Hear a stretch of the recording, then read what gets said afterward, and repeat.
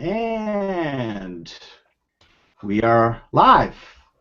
And I want to welcome everyone to the Google Plus Hangout on Air for the Recumbent biking group. And we welcome all of you who have stayed with us. We had a little trouble last week, but we hope to be able to redeem ourselves this week with a great broadcast. And hopefully everyone is seeing us and hearing us this afternoon or this evening, depending on where you are. So, my name is Gary Solomon. I'm the owner of the Recumbent Bike Riders group on Google+. And I wanted to welcome you all here and hopefully make this a monthly video connection between all of us, being able to bring you some interesting features, comments, and see if we can also learn some new things from each other. We have community members from all around the world, and we have representations of those people on the panel today as well. So I will introduce those folks in a couple of minutes. If you're watching us, you could be watching us from a couple of different places. So you could be watching us on Google Plus on the event page, where you'll see a little box with the video going on. The comment section of that event page is a place where you can type in questions and comments, which we will be able to see. You can also be watching us on YouTube. There's a YouTube page with this video going on, and you can comment on YouTube. We'll be able to see those comments coming in as well. And also, if you are into Twitter, you can tweet us by using the hashtag BentHOA, hashtag BENTHOA. If you include that in your tweet, we will see that as well. So hopefully you'll contribute to the to what goes on here on the Hangout on Air, and we'd love to hear from all of you.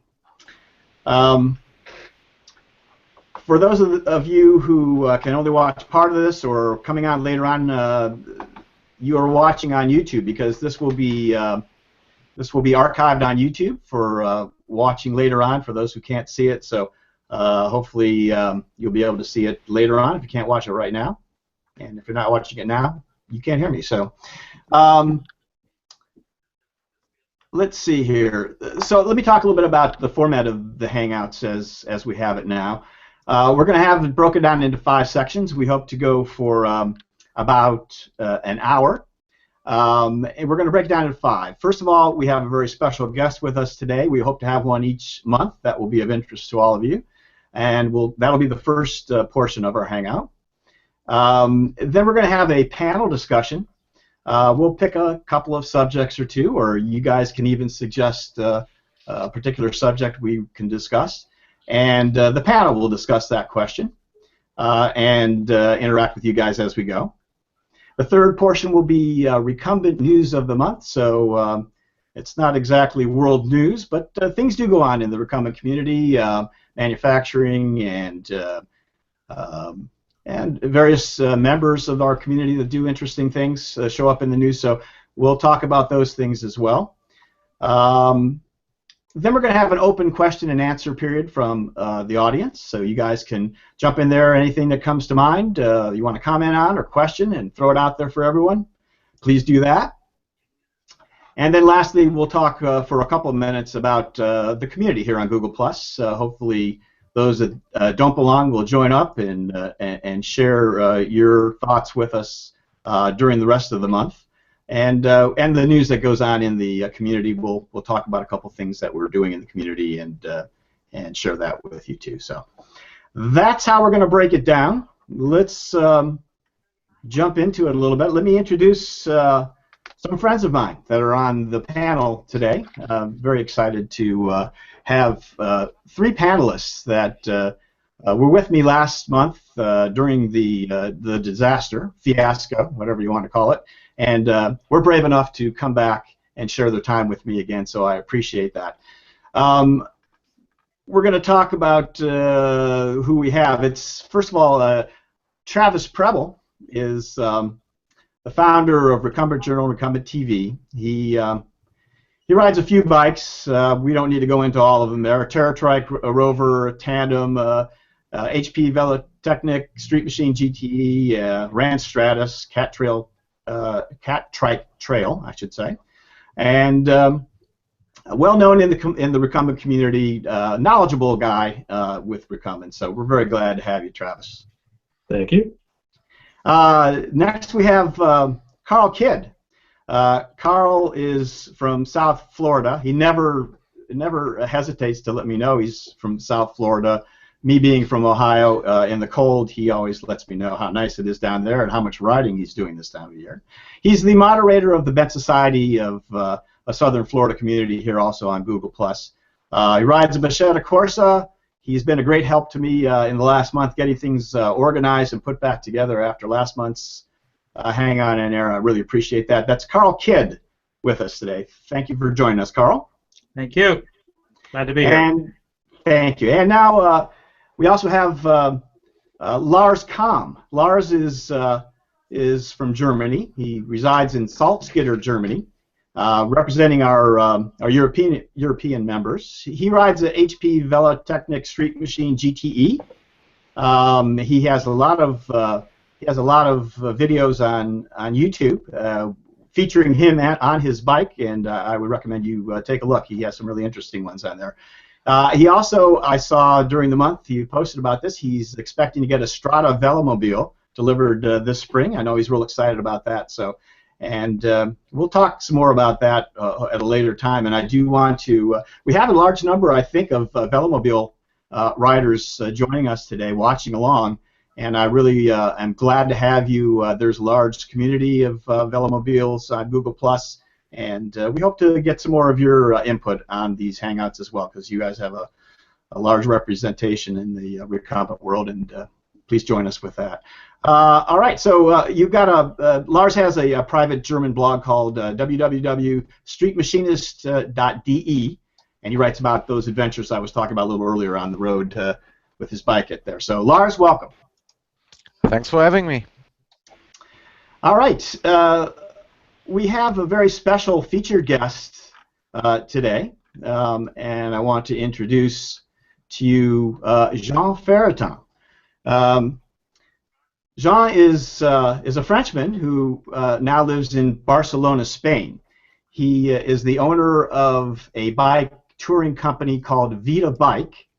Vida Bike is unusual in that it's the only bike touring company that I'm aware of in Europe that puts its tourist butts exclusively on recumbent bike seats. So that's kind of an interesting connection with us. His company is known for its nice tours and also for its yearly recumbent Tour de France. So we'll ask Sean a little bit about that too. So that's kind of interesting. So Sean, welcome very much. Welcome to our Hangout on Air. Hello. Thank you to invite me. You're very welcome. Okay, so my understanding is Jean has a few words. He can talk a little bit about what he does in Barcelona with his company. So with that, let me turn it over to you, Jean, and we'll get back to you when you're done, and we'll start asking some questions and see what else we can find out from you. Go ahead. Okay, thanks. So, hello. Hello, everybody. So I'm Jean from Vida Bike, and I'm running this recumbent bike company now for 2 years in Barcelona. So I'm organizing recumbent bike tours on recumbent bikes or trikes, and mainly in Catalonia, in Spain, and in the south of France. And so I'm organizing this kind of tours, which are 5 days or 7-day tours. And this summer, I've scheduled a special recumbent event, which is the Recumbent Tour de France. So it's a big event. It's 40 days, 40 stages.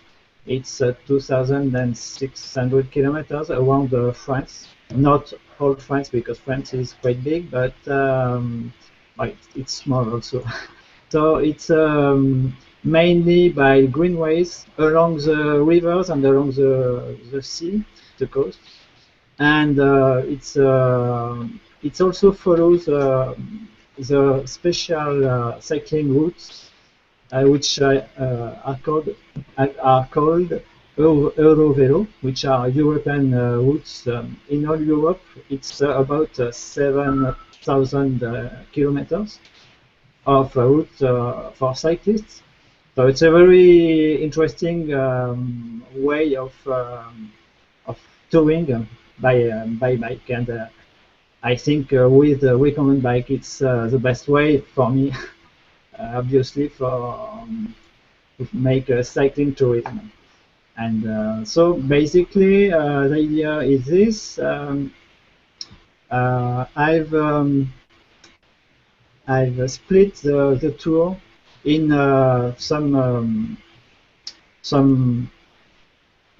parts, some sections, which are, for example, 5 stage or 8 stage or 10 stage. But obviously, if you have time and if you like it, you can do the full tour, which is 41 stage and 45 days, because there are some rest days. And most of the itinerary is flat. But there will be one stage when we will be climbing the Ventoux, which is a very known, very famous mountain pass, which is commonly used by the Tour de France. It may be for some people it seems difficult to climb a mountain pass on recumbent bike, and of course you have to be trained to do this. But last year I had the chance to climb the Tourmalet, which is also a famous mountain pass. I climbed it the same day as I did the Tour de France, the stage of the Tour de France, and it was it was difficult, but it was a very good experience. And I can say that more or less everybody can climb a mountain pass with a recumbent bike. What more can I say?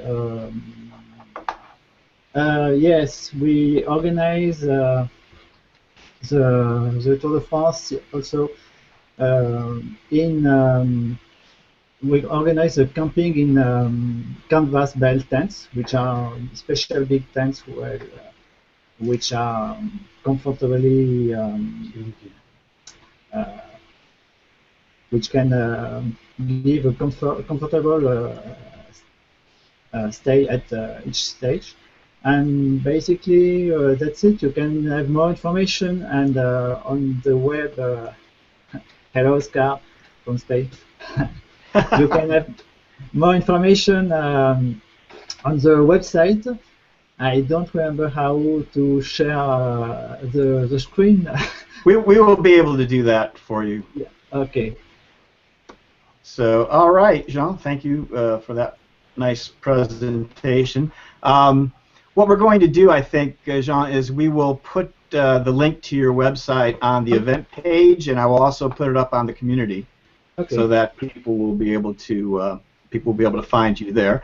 It is Vida Bike. If you do a Google search on Vida Bike, you'll also find it. I put in the comment the link of the Tour de France recumbent bike. Right.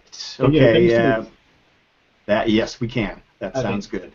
Very good. All right. So I have some questions, and maybe the panelists do as well. And all you out there that just heard the presentation from Jean, if you have any questions about his Vida Bike company, what kinds of tours they do, let me ask a few questions, and then we'll put any other questions you might have from our audience up there as well. Jean, I know you're a Frenchman. Can you tell me a little bit about your background? So where exactly were you from in France, and what's your background? My background, so I come from France. I lived near Lyon, which is the third town of France. And previously I worked as a software engineer, so it's a very different thing that I'm doing now. And I worked as a software engineer since till 2 years ago. And after I decided for a couple of reasons to change to try this and to work with profession. my passion. And so and And I've seen that there was no company which was organizing anything with recumbent bikes, so I thought that it could be a good opportunity for people who want to try but can't find how to try or to rent a recumbent bike. I got you. Now, so what was your previous experience with bicycles and recumbents? How did that come about? Basically, I did bike tours from since I'm 10 years old, and I always enjoyed the bikes, and so I always ride for pleasure, not for competition. And I'm used to make cycling tourism in many places, mainly in France because it's where I lived before, and now in Spain. Basically, I was doing 1 week tour 10 years ago, and I came in a biking shop, where there were both standard bikes and recumbent bikes. And the person who was managing the shop was very passionate by the recumbent bikes, and he told us a lot of things. And then I fall in love with recumbent bikes, and I always wanted to buy one. And I had this idea in mind, and 2 years before, I bought my first recumbent, and I started to ride with it, and I really enjoyed it. And for me, it changed the way of doing bicycle, because you have all the pleasure of riding a bike, but you don't suffer any pains on the back, on the neck, or anywhere. And it's a very nice experience. So yeah. After some years, that's good. I was really interested in what the connection was with the recumbents, and so you saw that there was an opportunity, and then you also fell in love with the recumbents and saw that meshed well with what you wanted to do. So that's and why Barcelona?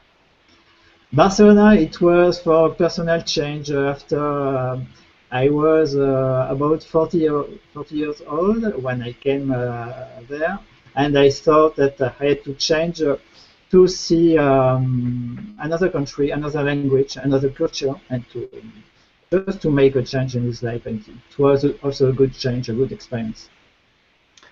Interesting. So I guess the next question I had was the customers, the tourists that you have that come to ride your bikes. Have many of them ridden recumbents before? Do a lot of them have experience with recumbents? Or I'm guessing no. So how does that work? There are very few people, who have ridden a recumbent before.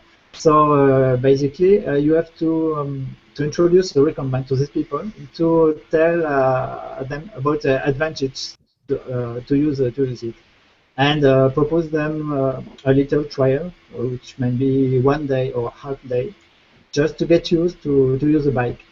And after, most of the people who try the recumbent bike are very excited after, because they are feeling the real comfort of this kind of bikes. And that's the way, I think, to make people know the recumbent bikes. But there are also a lot of people who say, "Oh, this kind of bikes is very dangerous, so I don't want to try it," and things like this. So you have to make some kind of pedagogical task to tell them the benefits of the recumbent bikes. Interesting. All right. I was reading a little bit about your tours, and I saw you mentioned as one of the benefits of your tours that you offer is gastronomical insight. So now, this has to do with eating. Now, I know that some people may not like recumbent bikes, and they like uprights, or they like recumbents, but everyone likes to eat. So tell me a little bit about what your insights are on the gastronomical front. For me, basically, I like riding a bike, but somewhere riding a bike is like a pretext to visit a region, to visit a country, and to get to know to this country and to get to know with the food, the wine, and anything, the culture also. And it's for me there are two sides. One side is the bike, and the other side is what may be around any kind of journey of travel. Mm-hmm. Mm-hmm. Interesting. Now, what you talked a little about the Tour de France and a bit about the other tours. I guess I'm wondering, what is your most popular tour? The most popular. Yeah. What do most people choose? What tour do most people choose to take? Where do they go? In my tours, or where? Yes, among your tours. Yes. In my tours, there is well. First of all, my company is quite recent, so I have not a very wide experience about this, but I can see that people, there were a lot of interest of people for a trip which is along the Mediterranean Sea. So it's a trip which it's called the Mediterranean route, and it starts in France, the south of France, and it's along the sea, along the Mediterranean Sea, and after we cross the border and we finish in Spain along the Costa Brava. And it's a very nice tour, and it's mainly flat, so it's also for people which are not very used to ride a bike. It's quite easy, and it's a very nice nice view, nice countryside, with always the sea on one side, and on the other side sometimes you have rivers or you have lakes. It's very nice tour. Okay, that does sound beautiful. We have a comment here from Deb Veerkamp. Deb was actually on the panel last week, and as you can see, she's thanking you for introducing yourself, and says your tours sound very interesting. And I know that Deb and Dennis, her husband Dennis, do a lot of traveling, so you don't know. You may just see Deb and Dennis sometime there, Jean. So thank you for that comment, Deb. Appreciate that. Thank you. All right, now let's see. I had just a couple more questions, and we will move along here. Oh, the questions were about your bikes. Now, what caused you to pick this? I know you only use recumbents, but what specific kinds of recumbents do you have, and why did you pick those recumbents for your business? Okay, my recumbents are mainly HP Velotechnic bikes. I have 4 HP Velotechnic Grasshopper, and I have also 2 HP Velotechnic Spirit, which is a semi-recumbent bike, which is more easy to use for people which are not used to ride a recumbent bike. And thanks for the comment, Bob. Bob's a good friend of ours. He's also from South Florida, and he likes that, okay. And he's thanking you as well. Yep. Thanks, okay. Bob. We appreciate you jumping on there. Okay. And go ahead, yeah. Yes. After I have one Trike from which is a Haas Kettweisel, which is also a German. Thanks, Marco. Yes, of course. See Marcos? Okay. Yes, I have the Haas Kettweisel Trike, which is a very comfortable trike, and this trike is I don't remember the name. It's not a tadpole. It's the other way. What is the name? I don't. A Delta. Delta. Yes, a Delta. No, it has one wheel, two wheels behind, and one wheel the front. 2 wheels behind him. That's. So it's a Delta, right? Yeah, that's called a Delta. That's what we. Delta. Yeah, that's what we call a Delta. Okay. Marco, thank you for the comment too, and you're a good traveler. Marco's also very good contributor to the community, and we appreciate him commenting here. Let me move along here. Okay, so and also I have a trike from a company which is building trikes near Barcelona. So it's a trike which is not very well known, but it's a good starting point to run a trike. And this company is now preparing another trike which will be more high-end, and they will present it in the next. There is a Recumbent fair in Germany in April, which is called the Spacey, and they will present this trike, this new trike in Spacey. The company is called Gobide Trikes near Barcelona. And you'll be adding this to your stable? I'll be having, yes, soon this kind of trikes. I've tried the first prototype last week. I gotcha. All right. Let me get Marco off of here. And Oliver, also another fine contributor to our community. I think he's talking about those the haute cuisine, the fine restaurants. Sometimes he's having trouble getting in. That's. I'm sorry for that. I'm sorry for that, Oliver. I hope you won't go hungry on your next tour. So. All right. So, and what else do we have? Let me see. Carl's got a comment here. There you go. So that's from Alexander Tice, also contributor. Thank you, Alexander, for that interesting comment. All right. All right. So let's see here. I'm just about done, I think, with my questions. One of the things I noticed on some of your videos, Jean, that and pictures of your tours, is that many of the routes that you were on were not necessarily paved. They were sometimes what we call double track or dirt or gravel. And I was wondering, I don't think that's a huge problem for trikes, but on those recumbent bicycles, do you ever have any issues with the surface not being paved where you go? No, basically, yes. We the tours are run on both surfaces. They can go on quite roads, little roads, and also in what is called the greenways. It's all the train paths. We call them rail trails in this country, but yes. Trails. Okay.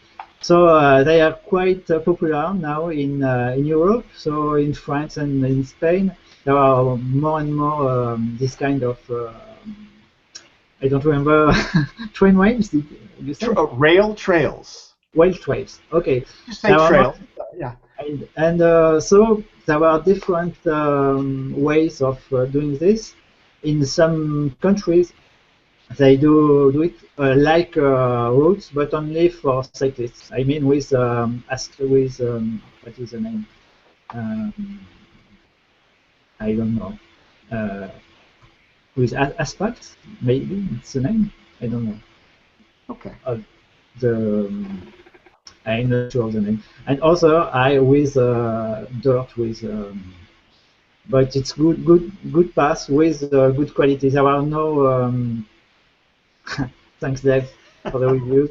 Deb's always hunting around for evidence on how well things run, and she's found some interesting things on TripAdvisor, I guess, and says the reviews are super for your company. So that's good to know. Thank you, Deb. And yes, but basically the kind of path is not an issue because we have never paths which are of bad quality with stones or like this. So there is no problem. Not a problem. No. Very good. All right, I have one final question here having to do with what your future plans are. So business, I hope, is going well for you, and I was wondering, what do you have in mind? Are you going to be? I know you said you're talking about adding those trikes. Are you going to be adding the number of bikes you have? Or are you adding some routes? Are you going to start touring elsewhere? What do you have in mind for the future? But basically, I'm still a company which is in its starting phase. So my plan is first to consolidate the company and to make it work more smoothly. And so my plan is to develop the activity mainly in Spain and in France. So in France, like programs like the Tour de France, and in Spain, like for example, what is called the Camino de Santiago, with the St. James Way, which is very popular. mainly for walkers, but there are also bikers who do this path. And I want also, yes, in the future, want to propose this with Recumbent bike. It may be an issue because the profile of the St. James Way, Camino de Santiago, is a little bit hilly, and it may be quite difficult for people which are not used to ride recumbents. But I think it's an interesting proposal. Excellent, excellent. All right. Well, that's all I had for you, Jean. Now, panel members, did any of you have further questions for Jean? Well, I had one question. Yeah, go ahead. John, you were talking about sometimes it's difficult. I know in Europe, it's unlike South Florida where we have to look for a bridge to find anything that has a hill. Have you ever considered adding, and this can be a kind of an ugly word for recumbent riders, but the electric assisting to assist people as they are riding, at least to get over some of the hills, because I know if I was riding your tours, I would be stopping every 5 minutes to be looking at the scenery and to enjoy the eating. I ride to eat, and I'm just wondering if you consider adding an electric assist to any of your bikes. It may be an option for the future, but right now I've no bicycle with this kind of assistance.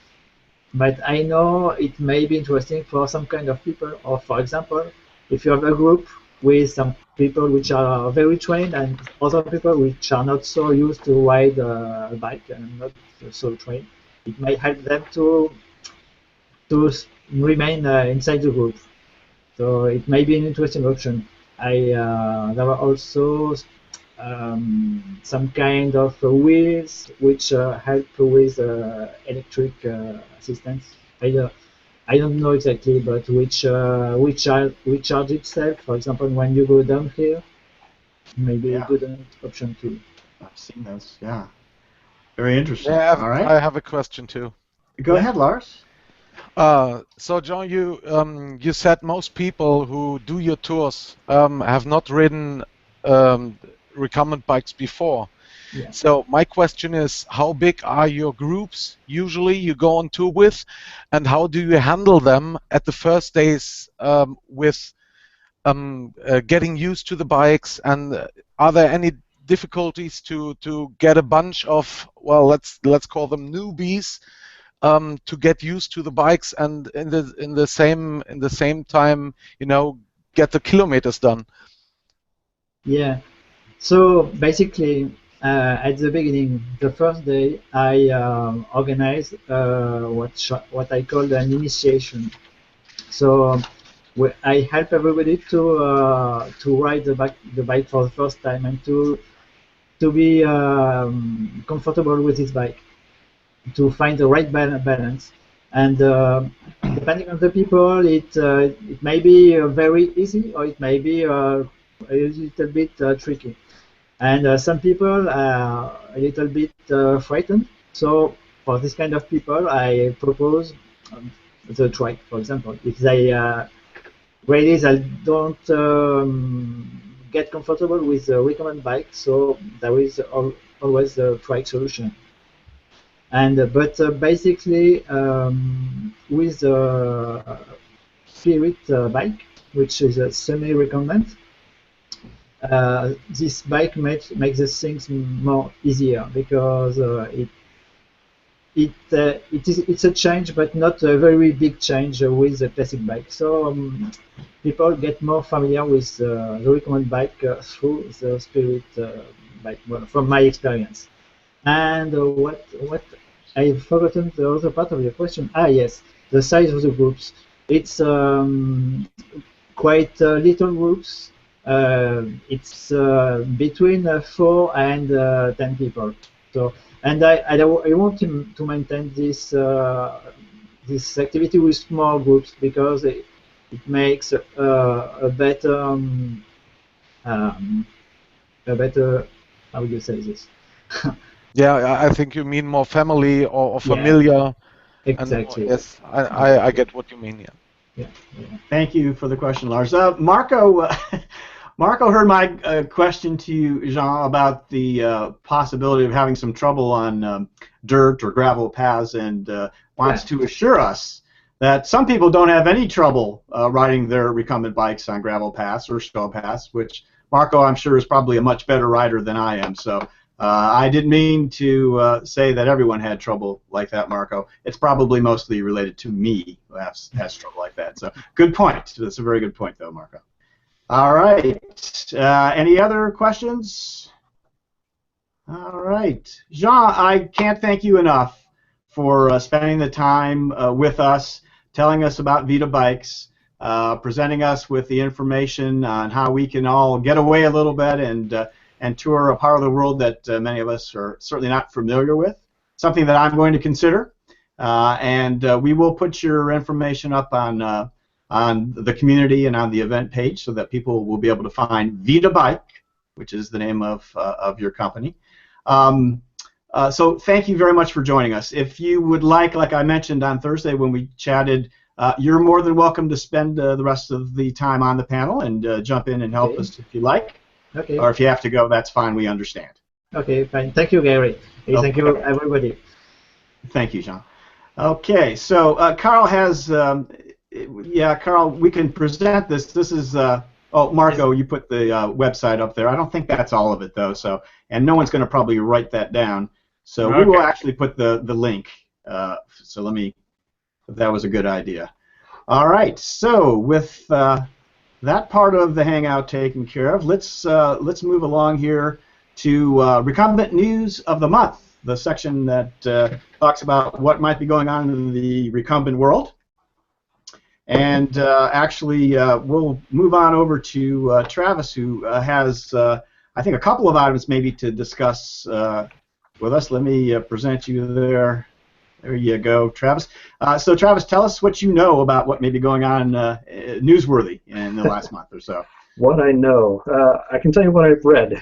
That'll have to That's fine.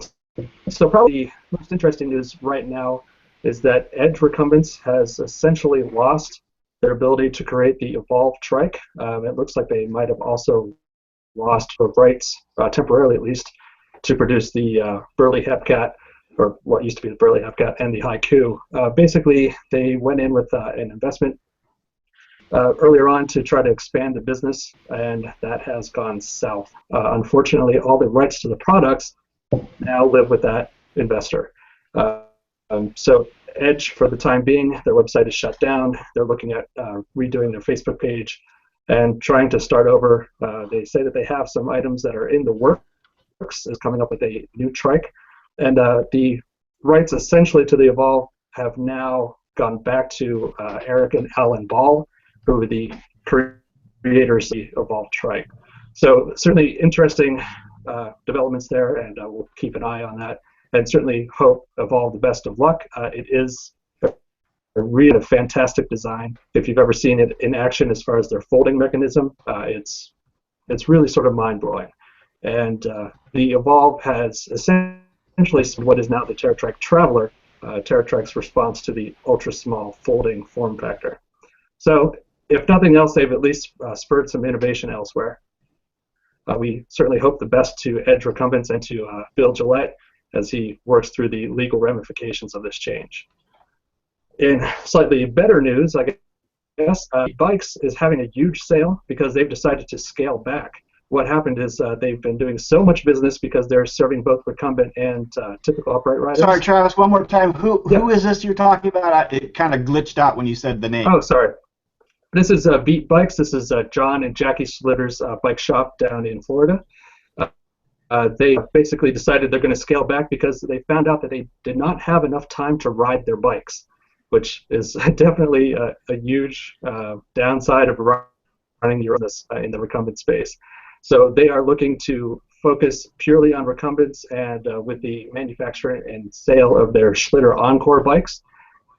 And as well, they are selling just about everything else in the shop at really low prices. So if you're in the Florida area and you're looking for a deal on tools or tubes, tires, accessories, things, definitely give Beat Bikes a look. They are beatbikes.com. It's BITE bikes.com. Also, just officially released and announced is the Trike 559. Certainly, we've known about this trike for a while. It was revealed at the last Interbike, but it is now in the hands of dealers. A number of folks, Fairfield included, have posted their photos already.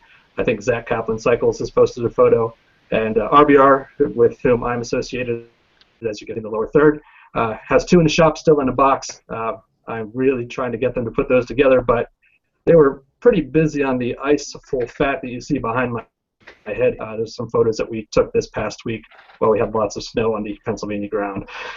So the Trike 559 is officially out and in stores. It is unofficially called the Folding Expedition. So if you have looked at the Expedition form factor but wanted to fit two of them in the back of your Subaru, this might be a good solution for you. And I would say those are the top stories right now. Super. That's really good. That's a beautiful looking bike behind your head, though. I swear you have the best backgrounds. There you go. That's everybody can see that. That's good. Come back, Travis. We want you there too. All right. Thank you. That's the news update from Travis. We well appreciate it. So, all right. The snowy scene behind Travis actually leads me then into our panel discussion. I have a couple of ideas here to talk about, but before one of them is actually cold weather riding, so that's where I'm trying to go here. But before we do that, Carl has a presentation. He's done a review on a bike horn that is very unusual, and it's a really good review. So I'm going to turn it over to Carl. Let me present you, Carl, and why don't you take away that presentation? Okay. I have, as you can see my face here, I pre-recorded my little talk. So I'm going to talk about a horn that I love. And Jonathan, I hope you're watching, the owner of the company. And so without further ado, I'm just going to go here and get started if I can find the button. Well, I missed my little preview. Let me go back. So hopefully, there we go. There's my face. Unfortunately, we're not hearing you though, Carl. You may have to dub your voice into the. Can you lip sync that at all? I could do it, but I'm afraid I might put words in your mouth that you don't want me to sing. Okay. Well, I'll go ahead. I'll just talk. Basically, this is the loud bicycle horn, and be safe, be loud, be good. I saw it. It was a Kickstarter program that I saw online, and hopefully the owner is Jonathan Lanzi. The founder is on. I know he's there. I saw him post, and this is the show on the horn.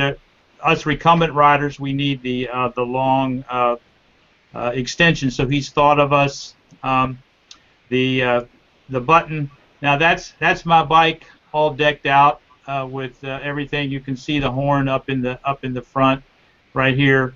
I guess the sound isn't going to work. I had a video. Let's see. Can you hear this? I'm listening, Carl, but I don't hear anything. Okay. Well, that's the horn on my bike, and of course without the front. Oh, you know what? This is not going to be too exciting without your sound. You want me? Why don't we jump along to the next panel discussion, and maybe you can mute yourself and play around with that and see if you can get that going, and then we can come back to it. Would that be okay? And there's Jonathan is here, and he was excited. I don't know if he's excited this minute, but he will be excited again when you get that going. So, thanks, Jonathan. We'll see what we can do to get that fixed for you. So, all right. So, and also before we move along here, this might be a good time to pop Bob on here. Let's see. I don't know how you can change the. Bob also posted, Travis, I think this is referring to that Florida company you were talking about. Yes, it is. So you can go ahead and read this. This is your baby. Go ahead and read that, and you can. Oh, okay. I will read for Bob Brown. Well, the second John part of also it's not posted on there. Facebook. That's why. Okay. Yes, I'll go ahead and read this for Bob. So John also posted on Facebook that they are going to continue on a by appointment basis only.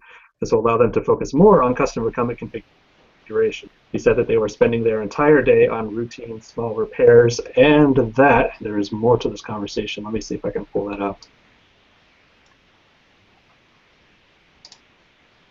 And that he wants to change the focus of the shop to recumbents more specifically. Sorry about that small delay there while I pull up a tab.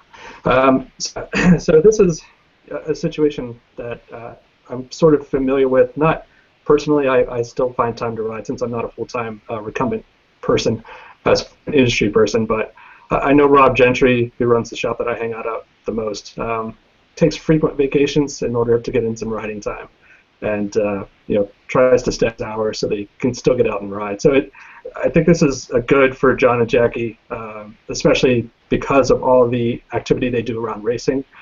They need to be out and enjoying themselves and riding as much as possible. So I think this is a good move for them, and I don't think this is going to hurt them in any way. Okay, that sounds good.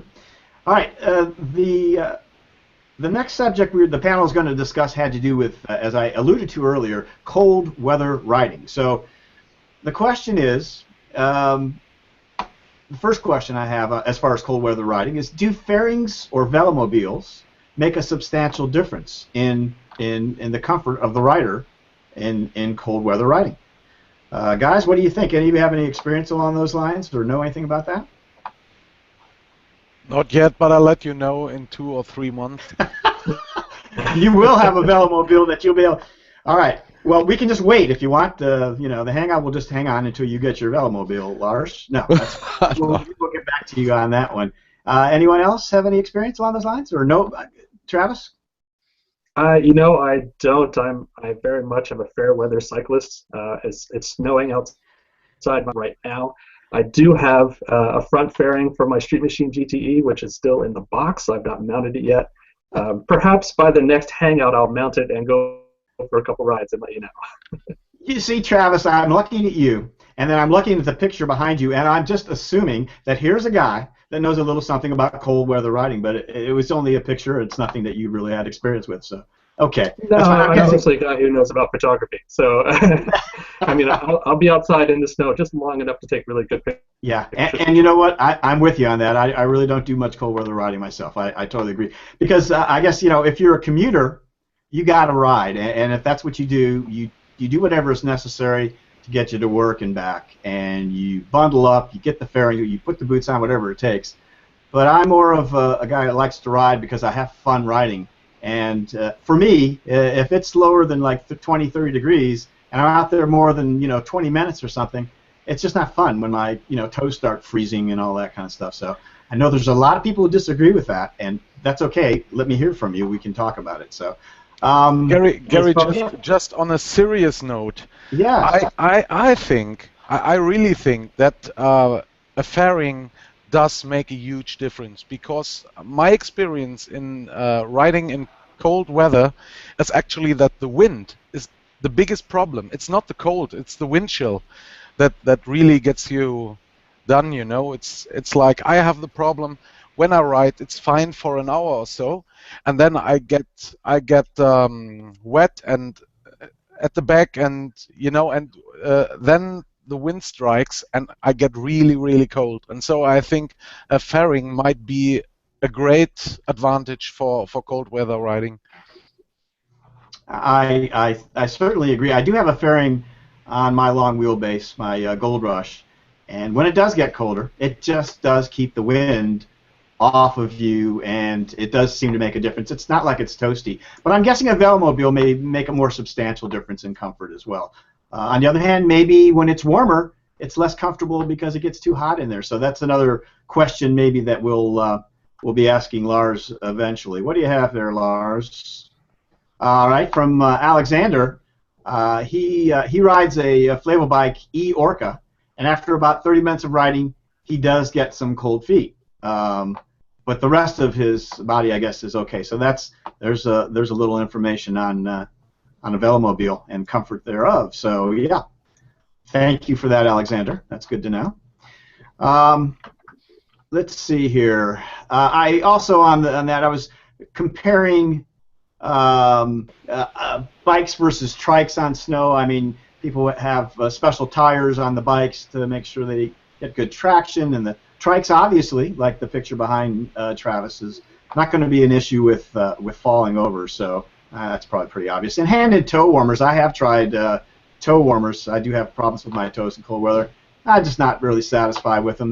They seem to, they need oxygen, I think, to heat up, and then when I put them in my shoes, they tend not to get much air to them, and then they don't seem to work well. I don't know, maybe for other people they have worked, but that doesn't work very well for me either. So let me see, other comments here. Yeah, okay, so let's, Marco says, I have no experience with what we're talking about, but according to the stories from the velomobile riders, I guess that he knows, it does make a big difference in terms of comfort. That makes some sense. And Bob is also chiming in here. Since we're talking about some subjects, future subjects we can talk about, since we're talking about fairings, tail socks, aerodynamics, how we can ride a little bit faster so we don't have to ride in the cold as long. I assume that's what Bob's talking about. So. Thank you, Bob. We will look into that as well. All right. So, Carl, are you doing any better there, or should we continue to move on? Yeah, you better continue to move on. All right. We'll continue here. Let's see here. So, we have got another question that came up during the month on the community. Had to do with the type of bikes that are ridden in different areas of the world. More specifically, it seemed to Lars on one of his posts that from the videos and discussion, the videos that he sees and the discussions that he sees posted, that long wheelbase bikes, similar to what I ride, seem to be really prevalent here in the U.S. and that he almost never sees those in Europe. And what he sees, as far as recumbent bikes go, are short wheelbase bikes. And I have to agree, from what I've seen video-wise, that does seem to be the case. And I guess I don't know that that is very representative in terms of what I see in Europe. But here I do see plenty of short wheelbase bikes along with long wheelbase bikes. I know, Travis, you chimed in at one point this month as well on that. And you do have an association with the bike shop there. Tell me about what your experience is, what you've seen in that between long and wheelbase in the States, for instance. I would say that as far as long wheelbase goes, there's basically a legacy of Easy Racers, and looking at everything that Easy Racers has accomplished and what they've done as far as their models in the Gold Rush and such. So there was definitely, for a period of time, the long wheelbase was the definition of the recumbent, but that has certainly changed. Obviously we've seen sort of the inrush of the trike really is what's moving most at shops these days. And the short wheelbase has come into its own. From JR's perspective, we almost never move a long wheelbase. We've got several, I shouldn't say several, like 3 Tour Easies that have been sitting on the floor for a while. Typically somebody comes in and they want to go 2-wheel. They're usually coming from a diamond frame and want to go to a recumbent either for advantage or for health reasons. And those people don't necessarily want to transition to a long wheelbase because they still want to have something that looks sporty and fast. And the short wheelbase definitely fulfills that. Long wheelbase tends to be favored by people who want to have like slower stability, who want to be a little closer to the ground and be able to get their feet down firmly planted, and also for touring, because you can load a long wheelbase like crazy. I mean, you really can just pack it up. So I would say that historically, the long wheelbase was very popular in the U.S. because of Easy Racers, but that's slowly moving to not be the case as we get more people from the frame world transitioning to recumbents.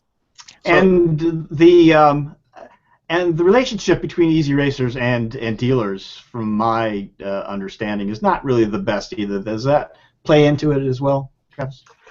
I don't know how much of an impact that has. I think that Easy Racers tends to be very I would say that the relationship between easy racers and dealers has not always been amicable. But very diplomatically put. Yeah, thank you. But Easy Racers has done a fantastic job of actually supporting its riders. They continue to create replacement parts for what I've heard is a body of about 30,000 riders. A couple of years ago, I spoke with Denton from Easy Racers about this, and he said that's probably their biggest challenge is just keeping everybody out on their bikes and riding and keeping those bikes going as long as possible. So there is an element of that. Easy Racers did have a rough time for a little while where they essentially were shut down shortly. There were a lot of questions about what the long-term support was going to be like from them, but they seem to have bounced back and are doing okay. Now it becomes more of a marketing challenge for them to sort of get back in the game and to communicate what the value of a wheelbase bike is. Okay. Lars, did you want to chime in real quickly? I heard you. Yeah, I have a question here from Marco. Yes. And he's asking whether a low racer is a long wheelbase bike. Well, basically we can say no. Low racers maybe will be most likely short wheelbase. But I have another question for Travis. So when I understood you correctly, you are saying basically what I see. Basically, well, can just talk for me. But what I see in videos and documentation over here in Europe is a legacy, a heritage, if you will, from all the long wheelbase bikes that are still on the road. But in the same sentence, you say you are selling more short wheelbase bikes nowadays. Is that about correct? That's correct. Yeah. Ah, okay. Thank you, Lars. Okay, let me quickly catch up with a couple of comments here. I don't think we got Alexander on here yet, did we? Did we do this one? Alexander agrees with Lars. The chill factor is the problem. Leaving the velomobile, you have to keep warm.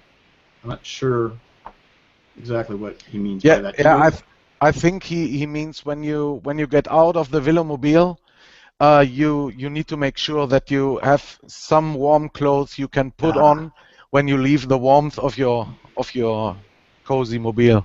All right, and back to the weather again. Miroslav is chiming in here. Hi, Miroslav. I'm glad you're watching. And he tells us last year we were on a 30K ride at -7C. Which Lars, help me out. What do we do? That's about what 25 Fahrenheit. Okay. Yeah. Okay. It's cold for you American watchers. That's cold. Yeah. All right. Thank you, Miroslav, for that comment. Let's see. And Marco, you already showed his. Carl, I see you're still having a problem. Do you hear me, Carl? Unmute yourself if you can, because Jonathan has a question for you. Since you're having trouble, we can always put you on next month if you can't get it going. But Carl has a question here for you. Can you see the question? Yes, I can. Go ahead and talk to him a little bit about what your experience is. Well, Jonathan, as I said in the video, I was looking for a horn that sounds like a car, because when you hear a car horn, you stop, look, and listen. You're programmed to do that, and this is exactly what I wanted. When I blow my horn, cars stop, people stop, dogs stop, everything stops, and it's exactly what I was looking for. I wished I could play it. There's, whatever the technical issue, I've got 14 people telling me what to do, and I've tried them all, and I can't figure it out in 5 minutes. But it's a wonderful it's a wonderful horn. It's exactly what I wanted, and I can show pictures. Yeah, Carl. We will. I promise that we will get your presentation on. It may be the most hyped presentation on a Hangout in Air of all time by the time we get it on. But Jonathan, don't despair. I promise we will get this on, even if it's next month. Carl's worked very hard to do this, and I'm really sorry that it's not working out. But let's see here.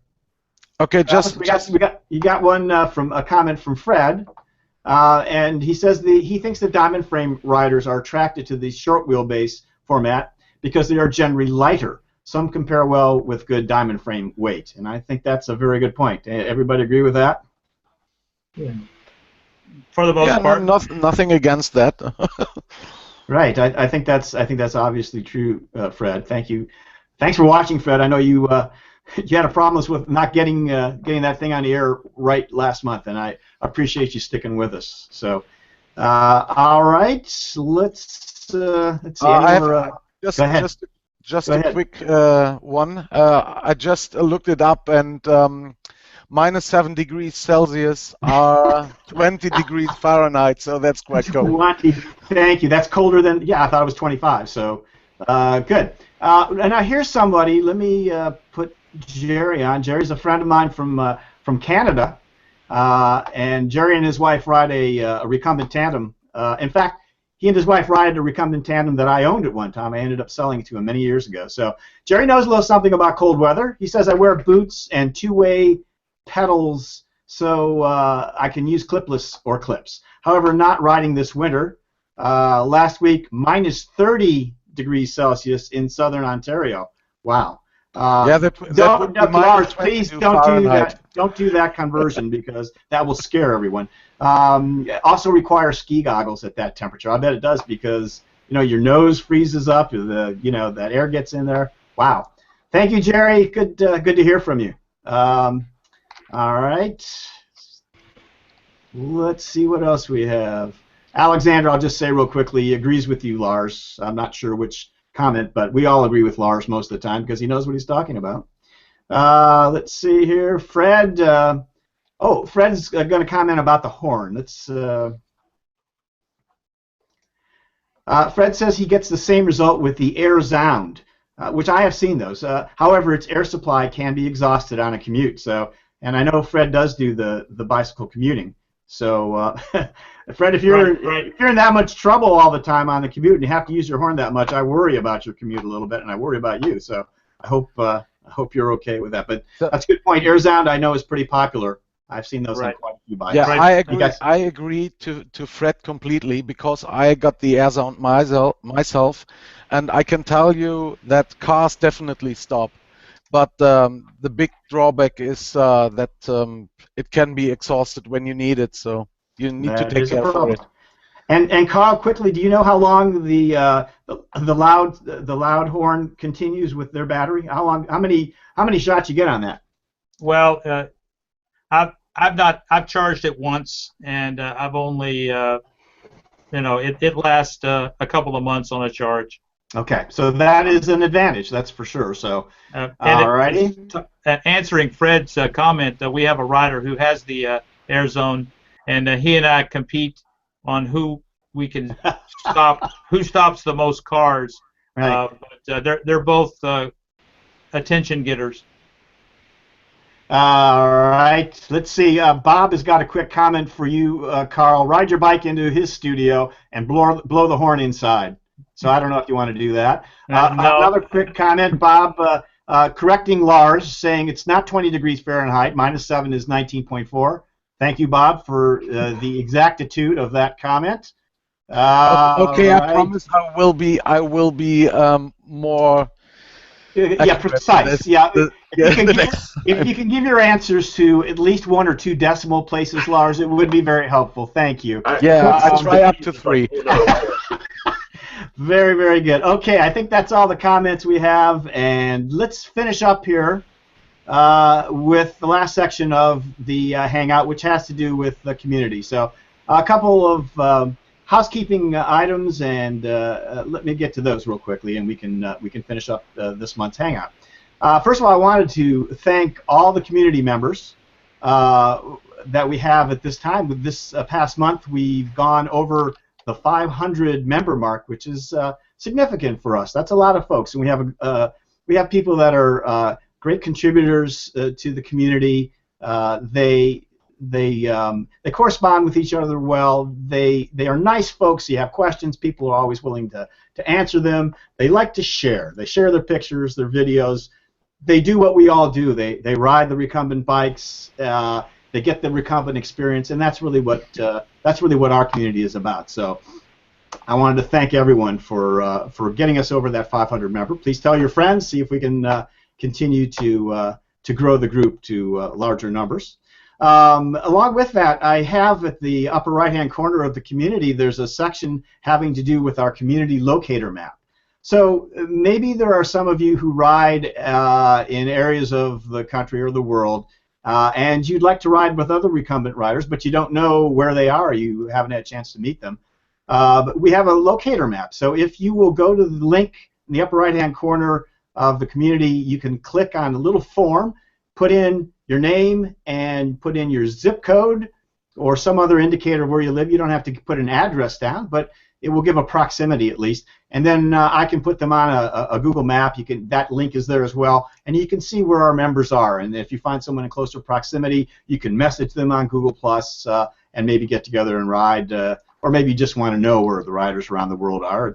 We do have members on every continent, I believe, except for Antarctica, and I think we should be working on that. So let's see. The last thing is the little contest that I thought might be fun to do. I don't know if this is going to work out, but what I wanted to do was have a little contest about the picture of the month, the video of the month, and the discussion post of the month. These are posts on the community board. So I went through this past month and nominated 4 or 5 posts in each of those categories. Let me see here. Lars has helped me out by finding the winners here for me. And this is, I want you to post your best pictures, your best videos, and the best discussions. I can't promise you that you're going to win a wonderful prize. I really don't have any prizes to give out. What I thought I would do, for starters, is next month when I post the nominations, I'm going to put the winner of the picture of the month as the leader picture for each of those things. And we'll try to work on this and see if we can find some other way of rewarding your efforts on that. As if you needed any more reward than being announced on this Hangout on Air worldwide. I think for me that would be plenty, I'm sure, but we'll see what else we can do for you. So let's see, Lars, you've got on post. Okay, I guess that's post of the month. We actually have 2 winners. Marco Roper and Bill Beret both came in at 40%. We haven't had a whole lot of votes on these things, so I'm hoping that next month maybe we'll do a little bit better as far as getting you folks on there. So please vote when you see the posts on the picture, video, and post of the month next month, and we'll see if we can't do a little better. But okay, so post of the month: Marco Roper, Bill Beret. Those are our 2 winners. Video of the month, it looks like Jia Yo, the Jia Yo interview, which is, let's see, that's you, wasn't it, Lars? Matt Galatz is a fellow that's riding around the world on his recumbent bike starting in Asia, and he's had a little accident, and he's taking a little time off, and actually hoping to get him on as an interview subject here in the next 1 or 2 months. We'll see what we can do. But Lars posted that, and that has won the video of the month, Matt Galatz Jia Yo interview. And picture of the month is, I guess, Lars, did you win that one too? Yep. Yep, you won with the 50% vote on that one. So very good, Lars. Congratulations, Lars. Very well. Thanks. And those actual posts, if you go on the community bulletin board, you'll see which posts belong to which people, and hopefully you'll take a look at those pictures, those videos, and those posts, and engage. I think that that gets towards the end of our hangout here for this month. We want to continue this. We'll go ahead and continue doing the first Sunday of every month, and unless anything changes, we will let you know if that does. If you are interested in appearing as a panelist or a guest, or know someone who is on a future hangout, I hope you'll contact us, let us know, and we would be happy to include you. You can join the friendly panel that we have assembled here. These guys are awesome. So yeah, please join us there. And speaking of the panel and our featured guest, Jean, you stayed with us, which I really appreciate. That means a lot to me. Thank you all very much, panelists.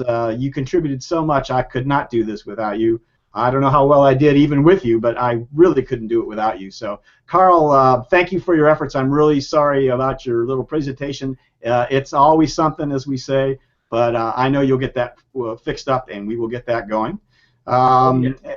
Okay, and Lars, thank you so much for all your help as always. It's always good to hear your voice and have your contributions, and you are the new temperature guy, so I'm going to go right to you with any further centigrade Fahrenheit questions. You are the man for that. And, yeah, okay, I get me a converter. You just get a converter so you can do it just a little bit quicker if you could. And more accurate. Exactly. And yes, Carl. Oh, Bob is telling me I haven't pinned myself. Actually, I think I still have his little. Yeah, so no one is seeing me, which is probably fine. So special thanks to Bob for keeping my face off the screen. Wait, here it is. Way to go!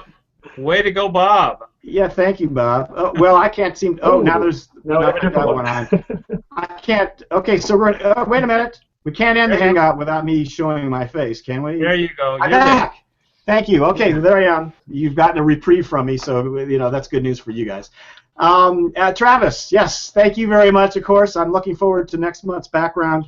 I'm sure it will be interesting again. Thanks for your expertise on what's going on in the world of recumbents. I couldn't do it without you, and all of you out there in Bentland watching us on YouTube and the event page.